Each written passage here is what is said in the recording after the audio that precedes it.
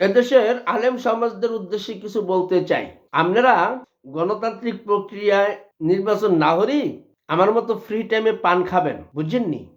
আর অর্থনৈতিক জীবন ব্যবস্থাপনা চাঙ্গা করার জন্যে আপনারা জামশেদ মজুমদারের মতো মাঝে মধ্যে গাওয়া ঘি বিক্রি করবেন, মধু বিক্রি করবেন।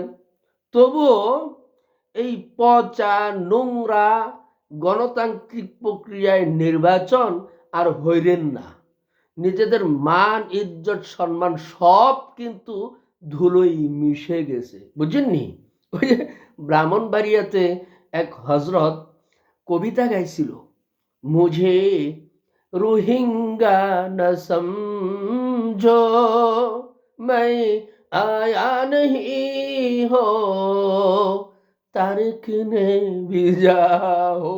আহা, বেচারার অবস্থা খুব খারাপ।